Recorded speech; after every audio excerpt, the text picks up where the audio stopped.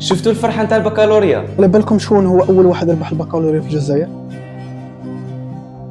إنه الشيخ محمد بن رحال من مدينة نضرومة ولاية تلمسان.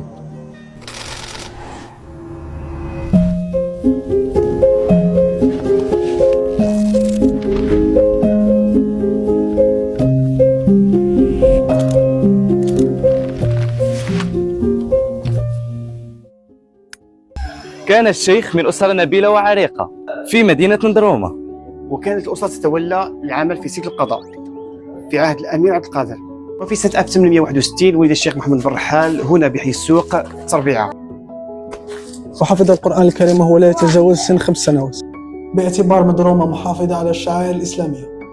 هنا درس وتعلم في الزاوية السليمانية. قد تلقى دروسه منذ الصغر في المحيط الذي نشئ فيه. كان شغوفا بالعلم والمعرفة. طبعا مسقط راسه مدينة نضرومة.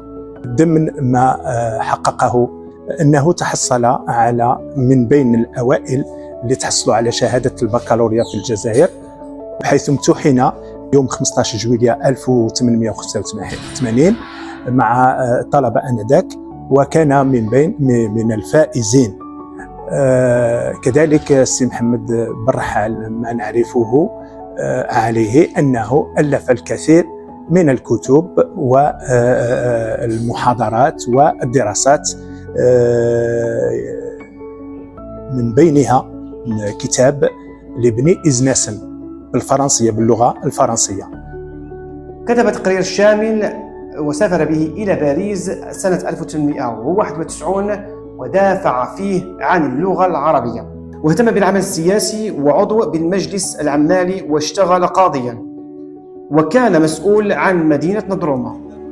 أبي كان ديما يخرجها لنا في الدار ويقول لنا يعني هل تعرفون من أنتم؟ هل تعرفون اللقب الذين تحملونه؟ يعني ذلك ليحفزنا على الدوام والعمل باجتهاد في المدرسة.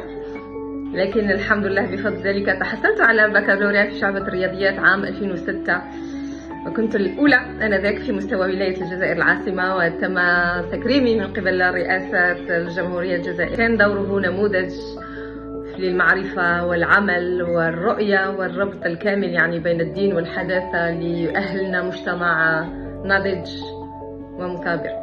ويعتبر أول جزائري يكتب أقصوصة باللغة الفرنسية سنة 1891، ولذلك يعتبر أحد الشخصيات التاريخية حسب كتاب التاريخ الجزائري العام الجزء الرابع.